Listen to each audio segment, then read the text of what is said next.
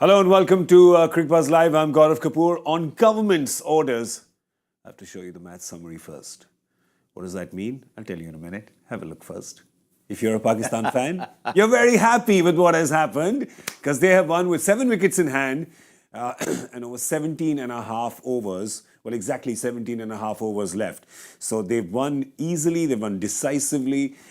They've won with a booster shot to their net run rate. So everything that could go well for them has gone today. Bangladesh, including Bangladesh winning the toss and choosing to bat first because the conditions to bat first were not easy. This pitch definitely eased up later, making the task for Pakistan a tad bit easier. 205 for 3 they got after bowling Bangladesh out for 204. I have Michael Vaughan and Harsha Bhogle here with me. Hello, gentlemen. Hello. Hello. How are you? If you're a Pakistani fan, Michael, right now, how would you be feeling?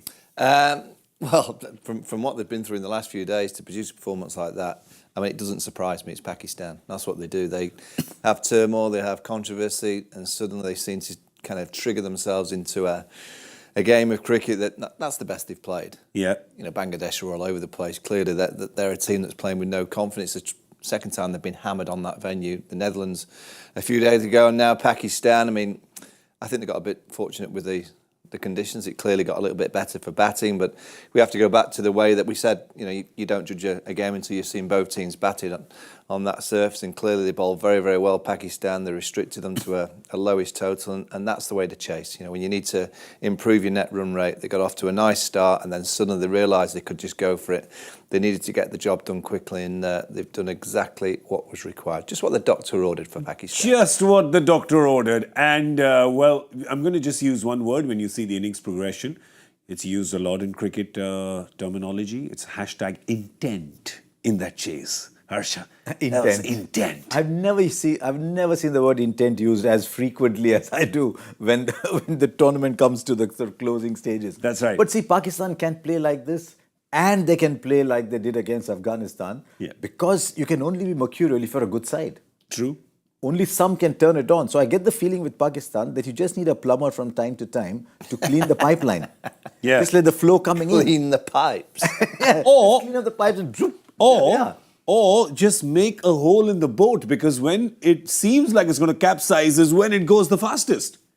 I don't get this about them. And this is a very, very good result for them, because it's now, I mean, they'll sit and watch New Zealand versus South Africa. All of Pakistan will want South Africa to win. Yep. But if New Zealand win, then of course they go beyond Pakistan, because their last game's against Sri Lanka. But it's shaping up to a great New Zealand-Pakistan game in Bangalore. Yeah. Where the ball will travel, come onto the bat, great batting surface. New Zealand have played some of their best cricket on those surfaces. Yeah.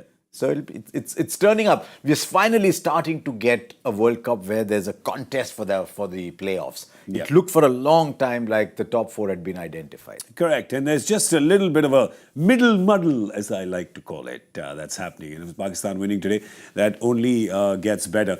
We just have to speak about the kingpin of that chase. When you see that scorecard, you see, inspired change, I guess, right? Imam-ul Haq comes in for Fakhar Zaman. Fakhar Zaman, who played, then he was dropped, he got injured as well, and then he's come back in place of Imam-ul Haq, and today he has pretty much set the tone for that chase. 81 of 74. Great support from Abdullah Shafiq. They were going neck and neck. Shafiq went first, but how good was Fakhar Zaman today? Well, I'm going to give Inzamam all the credit because he resigned yesterday.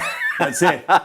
If he'd have not resigned, this wouldn't have happened. It's the butterfly effect? Well, you've got to butterfly you have to give him the credit. He knew that if he was still there, Imam would have played. Imam might not have played like Fakhar Zaman. He was great. He's got that.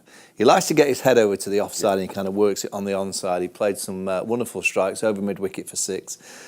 There was one off a seam, really. Just kind of flicked his wrist and it went into the stands. And that was actually the moment I thought, the pitch is skidding on. It never looked in the first innings of the game that one of the Bangladesh, whether they didn't play with the intent or whether the ball was just stopping in the surface, which doesn't allow you to just flick the wrist and fly it into the stands.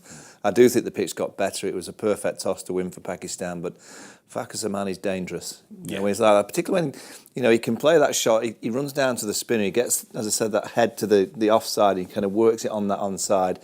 A very, very difficult batter to keep quiet when he's in that kind of mindset. It's all with his mindset. His technique very rarely changes. It's all about his mindset. 81 runs, more than half of them in sixes. I just want to clarify here what Michael said, that thing about Inzamam, it was a joke. We have to these days, we have to clarify on social media it was a joke. So just if you bring those headlines, easy now, it was a joke. How you've been on social media for so long. Yes, it doesn't You matter. realize, no, you just said, hang on, it was a joke. But you said that so much after, it won't make the Yeah, edit. that's gone. I'll be headlines. It now. won't make the edit. Yeah.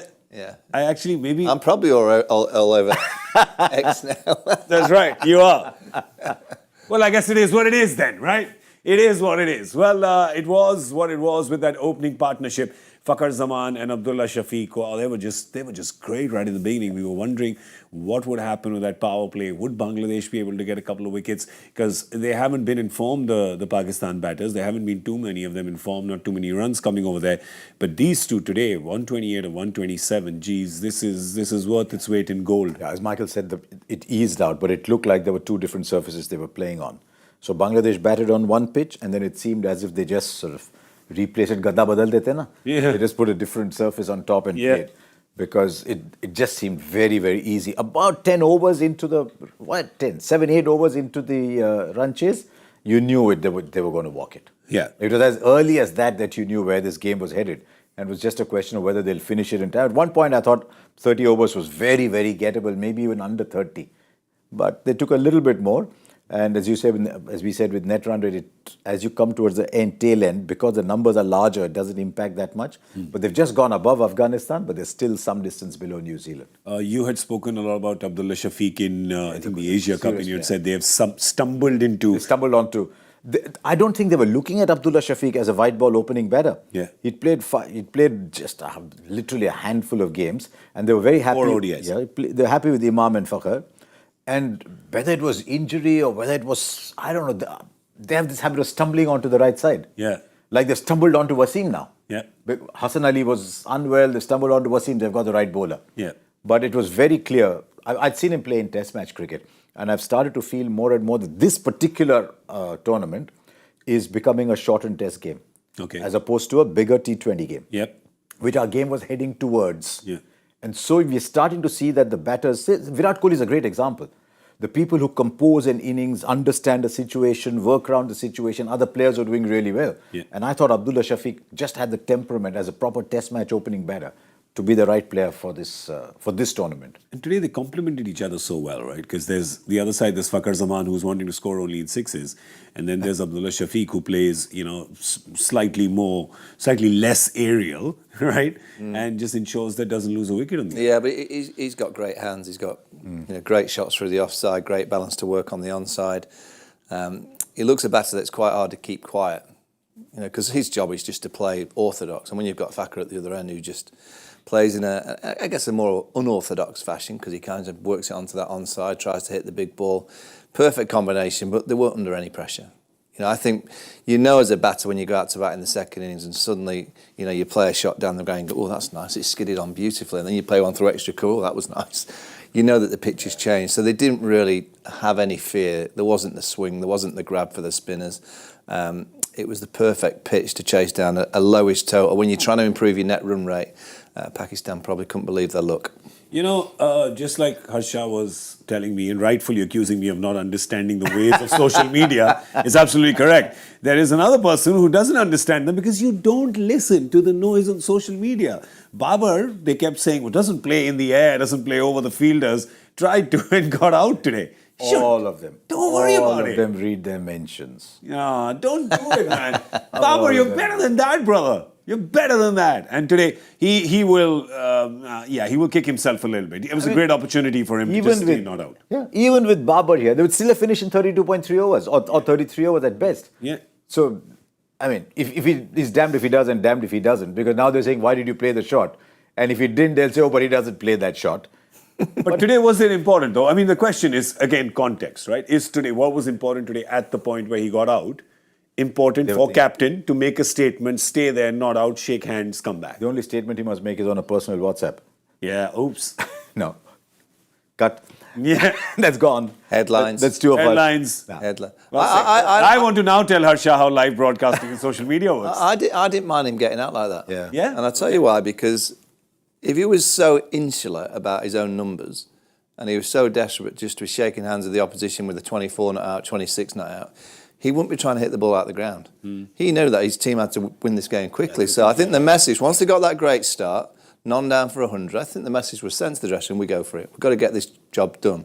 So every single player that went out, I enjoyed watching because they were clearly sent on a team message, and there wasn't one individual who thought, no, I'll get a 20 red inker. Yeah. Which is a good sign for Pakistan. It's a good sign for Babar as a leader that the team are actually following the instructions. That's exactly what they needed today. Okay. And it's irrelevant that Babar Azam, they're analysing his dismissal. I've seen it on the telly 20 minutes ago about dancing down. He was reverse sweeping in the nets.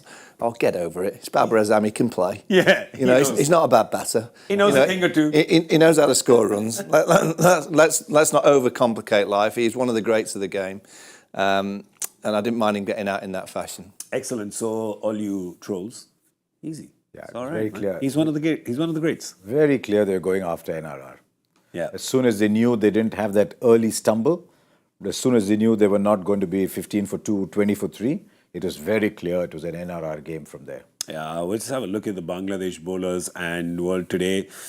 Ooh, didn't look like they had much teeth there, right, Michael? No, Mahidi was the only one, 3-4. I mean, he got a bit of tap, but he's a nice off spinner. But there was nothing there for the seamers. There was no swing. The Fizz tried his little kind of cutters. Which, the more I watched the Fizz, and I think you mentioned earlier, Harsha, about the Fizz has not improved. And the more you watch him bowl that cut, he does give the batter the sight early. Yeah. They gave a slow-mo, and a lot of really great bowlers, when they bowl that slow ball, it's not until the last minute that they just change something, and whoosh, the slow ball comes out the back. If you actually watch the Fizz, he really does get it like that. He advertises it, yeah. It's a bit of a... If someone does that to you, you think, giveaway? It's so obviously going to be that one. So it actually doesn't surprise me that I see him getting picked off by batters these days. Because I don't think... When he first came to the market, he was outstanding. I think he bamboozled many batters. I think they've seen him so much now that he's not disguised it well enough. I don't think he's disguising his different deliveries. So I think all these players, and they've got all the video technology, they can see everything. I think he also, Michael, he also used to bowl the left-handers in swinger at about 138, 139. I wonder if that aspect has gone out of his game, because I suspect people are setting up for that ball. Yeah, I think they are. And almost playing him like a Derek Underwood fast left-arm spinner. Yeah. And if he bowls the quicker one, just deflects it. Yeah, so for Bangladesh, there was really not much to write home about. Mehdi Hasan Miraj, yes, he's been one of their shining stars in this tournament, but otherwise, it's done for them. It's done. It's done and dusted. Yeah. Eliminated is Bangladesh. They've got the E ahead of their So England names. have still got a chance, yeah? No, they have. That's the E. That's the E. But England haven't got the knee. Yeah, they haven't, because they still have a game in hand. Because if they win that, they can come to 4. But hang on, England can get up to 8. Yeah. Right? Now, there's already Australia on 8, New Zealand on 8. So maybe that is why England have not gone out yet. Don't make me show you the math, all right? No, because I'll show you the math. No, because Bangladesh can only get up to 6. Yeah. So there's no way, and there's already 4 teams above them on 8. So Bangladesh are gone. Yeah. But England can get up to 8. But it's a bit like saying, I'm on a bike, I've got to get to Pune in 20 minutes, Okay. but I'm still on the bike. Yeah. It's a bit like that. Have a bike, he means cycle. And by cycle, he means a unicycle.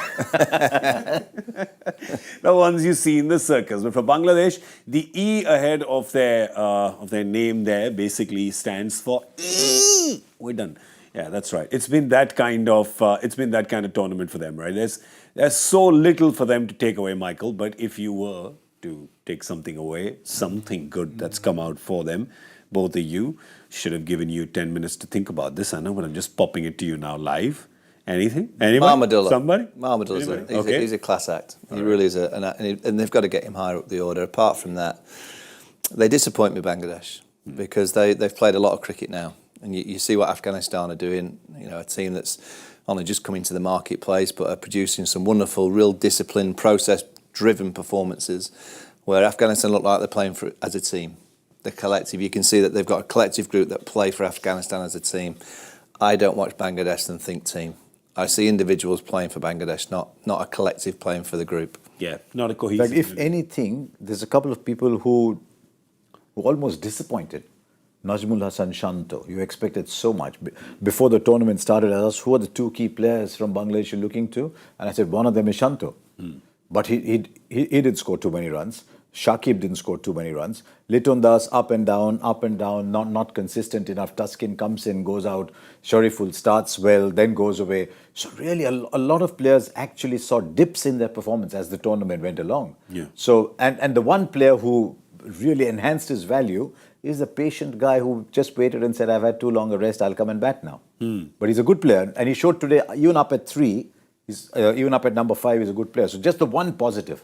Yeah. For Bangladesh, that is it. One positive, and that's he's their senior citizen, right? So you're not getting too much cricket out of him going forward. But the plus side is, as Harsha and Michael had said before, that their under-19 squad is a good squad. There's some good talent there. So maybe we see them coming into the team. And maybe this is their time of their hard reset. From Tanzid Hassan, a little bit. You see that game against India where they got off to a really good start. Yep. And he looked a really good player, the left-hander at the top.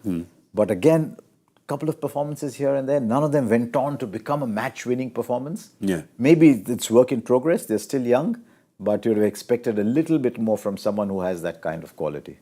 Well, but that's Bangladesh. But for Pakistan, well, yes, they are alive. They are alive. I mean, they're so alive after today because, yes, they have reached 6 points. Their net run rate is almost scratch now, just a little away from scratch. Which means that now with 2 games left, they can potentially get to 10 points and still stay in the mix. What have they got left? Well, we've spoken about one game a lot, which could become a potential qualifier. That's the one against New Zealand. They're playing that on the 4th of November in Bangalore. And then they have the one against England on the 11th. They've got a week to let that simmer. They've got a week to let the situation simmer before they play England in Kolkata again. Yeah. Yeah. Just sometimes you can have too much time to think about what you have to do. Irrespective of what happens in the New Zealand game, both results. Yeah, but South Africa need to beat New Zealand first and foremost. And need to win big enough. Yeah, and then also on Saturday, actually, England could do Pakistan a favour by beating Australia. Yeah. Because then Australia stay on 8. That'd be good. So there's a few little scenarios still Moral to play. victory for England, that would be... Well, they'll claim the Ashes. The Ashes will depend on this Saturday's game. That's if England win. If England loses, void. We're not counting it then. No, it's void. So for Pakistan, these 2 games are coming up. Definitely not easy games. And a lot at stake because they have to get to those 10 points if they stand a chance. Are we seeing a turned around Pakistan that is now going to stake a claim for a spot? Because we like seeing that. We like seeing this mercurial team do things that only they do. But already they're at a stage where they depend on other results. Yeah. So tomorrow New Zealand beats South Africa, then Pakistan are virtually gone because then they have to depend on Sri Lanka beating New Zealand in the last game. Yep. So tomorrow New Zealand beats South Africa and they're almost gone. So to that extent, they're already got into a situation where they're dependent on what South Africa do. Michael mentioned the Australia-England game, but Australia thereafter have to play Sri Lanka, Bangladesh and Afghanistan and Netherlands. Not easy. I think that might be in... The Afghanistan game might be tough, but that's Australia. No, I don't think it's in Chennai. I think it might be here. Yeah. I remember... Bangladesh as well, right? I think the Aussie, Afghanistan... Australia has a game against Bangladesh, sorry. Yeah, and it's a decent venue for Australia, I think. We get it in a second. Go on, Harsh. There we go. Australia, Afghanistan, Mumbai. In Mumbai. Yeah, there you go. Yeah. Yeah, so that's... Pune for the Bangladesh game for Australia. Yeah.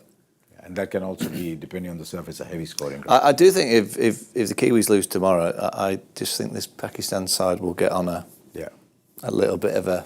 Yeah? Yeah. I do. Look, we've all watched Pakistan. And when you give them a little sniff, just a little sniff that they can go for something, they are very, very good at going for something. I think before the World Cup starts, they must say one more defeat and you're out. And then they'll play like this. What they need to do the day before the World Cup is just sack everyone. Sack everyone. Everyone resigns, and then 15 just get selected, and they turn up. And honestly, they win every game. Yeah. Just cause a load of chaos just for the sake of it.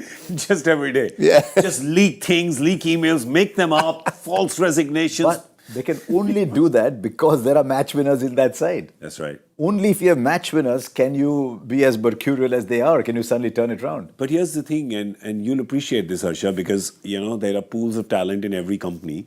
And HR has to deal with, the same HR person will have to deal with talent pools differently when they change companies. And this company and this group of people just requires very different human resource management. I think they need quite a few HR departments. Yeah. It's not just one. Yeah, they need a few. And they need those HR departments to be at loggerheads with each other as well. They need to argue. Do you understand? Do you understand this? We need an ISO 15,000 kind of organizational structure here that can just create chaos so it brings out the best. I'm telling you, I never studied till the night before the exam. And I still failed it. I realized that was not the method for me, perhaps. The best method was to avoid the exam. But anyway, for Pakistan, it looks like some things, at least it's not, you may think that what are they harping about? It's just one result today. But it is just what you've seen through the day. It's the way you've seen them play, the way you've seen them on the field, the intent that we talk about. Their bowling, their batting, just the intensity on the field, which makes us believe in the next statement to Pakistan fans. And that statement is, घबराना नहीं है आपको घबराना नहीं है. It's true, right? It's true. Yeah. What does that mean? Don't get scared. Don't be afraid. Don't get worried. Don't worry about it. Don't get anxious. Don't get anxious. घबरा. And Imran said it, so I'll say it in Imran's voice. घबराना नहीं है आपको. Is that Imran? I'll try again. घबराना नहीं है आपको. So that's it. For Pakistan fans, don't worry about it. Your boys got it. All right, let's have a look at tomorrow's game because this game is also important for Pakistan. Just like we were saying, it's New Zealand versus South Africa. This game is happening in Pune. And I better get this out of the way quickly so that Michael and Harsha can sit in the car and drive to Pune. Or start walking right now. We'll look at both these teams. Well, South Africa, definitely. This is looking like, South Africa have won the World Cup in rugby. Yeah, and of course but listen, today we saw Alan Donald. Alan Donald's kicked about it. Sometimes these things can happen. Tell us about it, Michael, because your team, your country does well in another sport. It kind of buoys you a little bit. Can happen. Yeah, you get galvanised by seeing a different sport lift a trophy. You sit in the team room and think that's what we're after, that's what we're about. I know they've had great conversations, the rugby and the cricketers. The cricketers giving the rugby guys lots of, I'm not saying tips, but good luck messages and vice versa. You get these times, don't you, where a country just gets on a roll. Temba Bavuma as the next year Kolisi. Well, what a few years he's had. And he's probably one of the best speakers for someone that's just lifted the World Cup for the second time running. Yeah. He speaks like I've never known anyone speak. He's a philosopher, just happened to play rugby. He's incredible. But South Africa, I remember at the start of the tournament, I was playing golf in Scotland. There's got a lot of South Africans there. And I was just having breakfast with a few of them, and they're all big sports fans, but they're into the Rugby World Cup's on. And I said, remember the Cricket World Cup, your team can win it. And they all just went, don't be silly. I said, your team can win it. Yeah.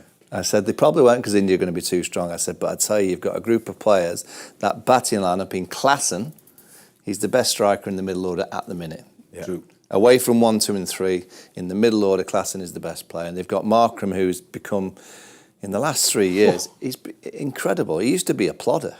Yeah. He used to be a plodder who kind of worked his way and played attritionally, and suddenly he's just found a method and a confidence to play with so much aggression, so much clarity. And then you've got Quinney at the top of the order that we've seen him for years over here. And that bowling department has just got enough different combinations, and they look like they've got a little bit of confidence. I always worry about South Africa, and I worried about them in the chase. I always worry about when the chase we saw against the Netherlands, they just didn't chase down that with any kind of confidence. Against Pakistan, they stumbled, but they got over the line. That was a big win against Pakistan. Yeah. Because I think if they'd have lost that game, that would have really derailed their confidence in any chase, because they should have won the game.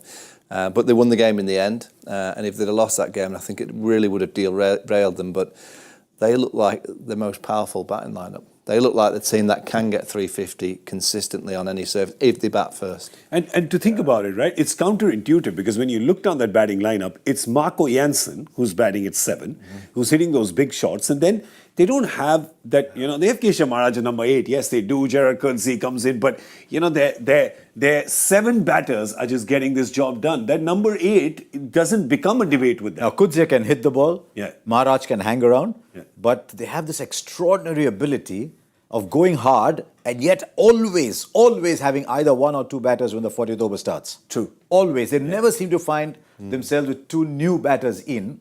He talked about Klaasen. Klaasen's playing on a different planet at the moment. True. But if you look at what Aiden Markram has done at this World Cup, there have been 2 occasions when Markram's come in with wickets down and he scored just under run a ball or around run a ball, and he's just sort of tided over the situation. Yeah. There have been other days when he's come in and hit a 48 ball 100. Yep. So he's playing both those games very well, and that's why he's a crucial player at number 4. They're releasing David Miller to come and play the way Miller wants. You look at that and say, did Miller have a great World Cup? And then you look at his strike rates. Yeah.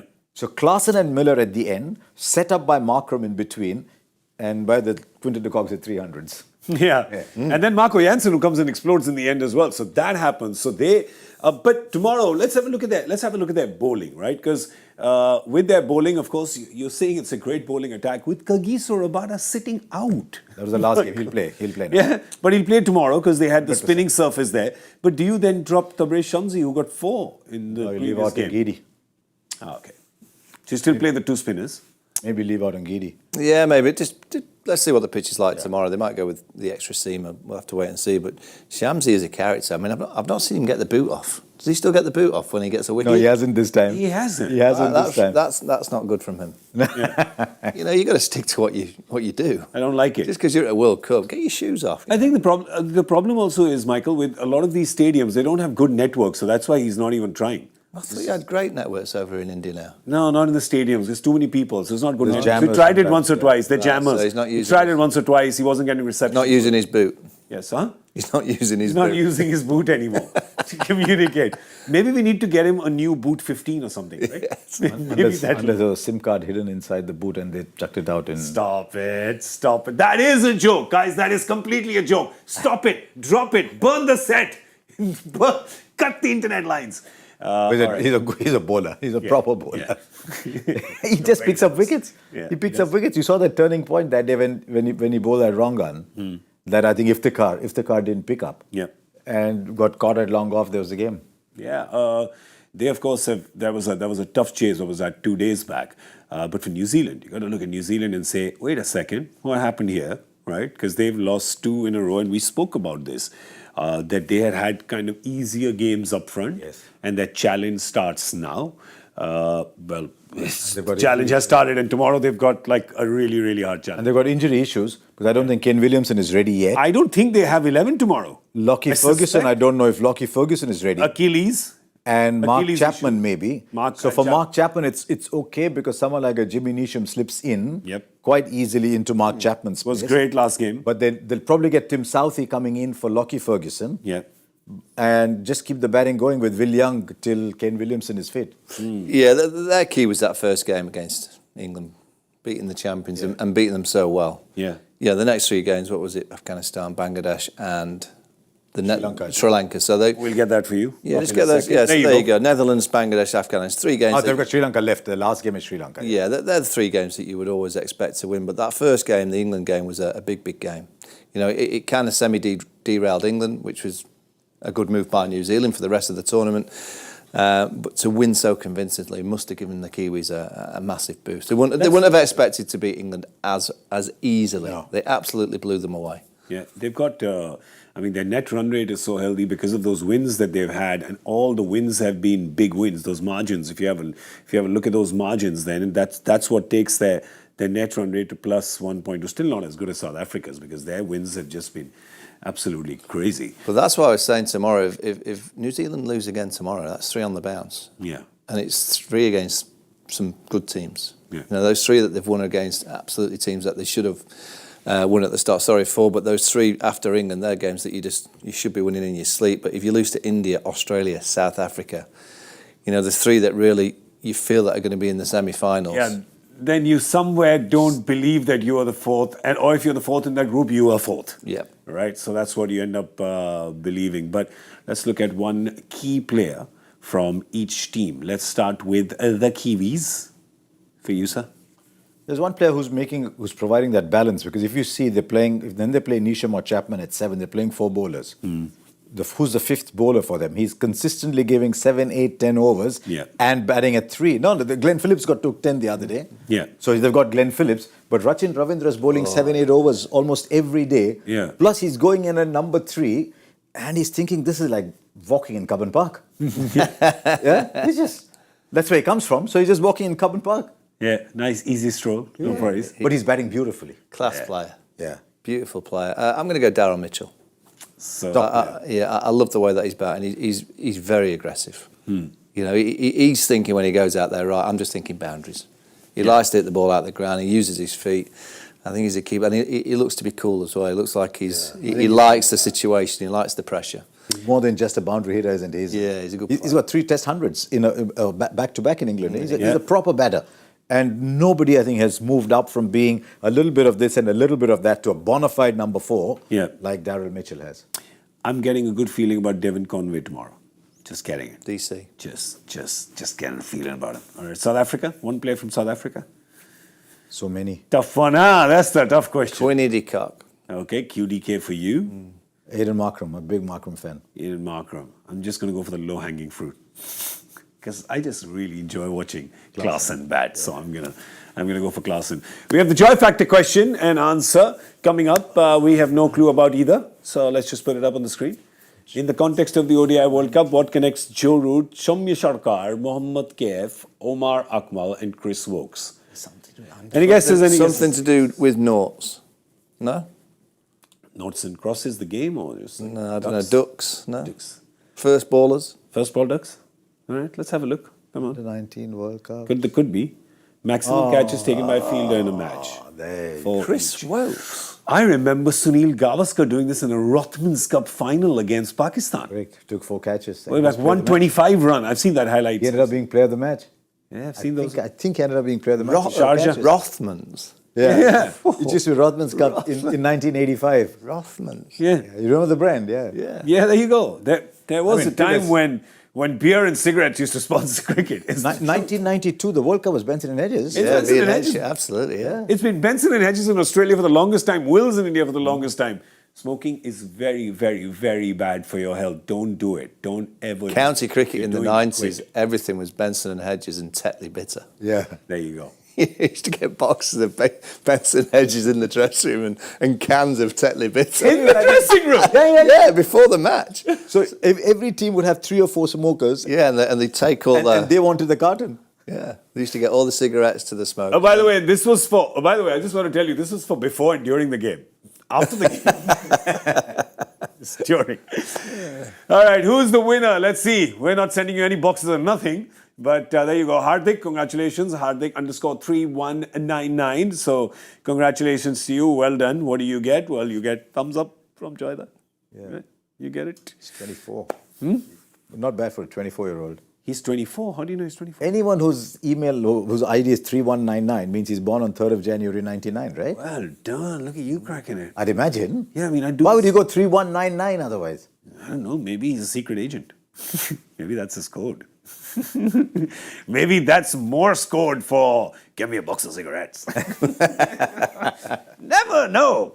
But yes, well done, youngster. Good job. We should have guessed with Mohammad Kaif being in there. We should have guessed it had something to do with fielding. But with Joy, you can never guess because it could just be anything about anything. And also the fact is there's one of the Akmals was in there. So I thought maybe it's about dropped catches. Can you imagine? But that's Umar Akmal. That's Umar Akmal. If it was Kamran Akmal, you'd think he'd got 7 and he caught 4. Or he got 8 and he caught 4. Michael's saying, this has got way too mischievous for a good-natured, well-mannered Englishman right at the end, right? You're going to be all over. Yeah, it's going to be, that's it. We're done for.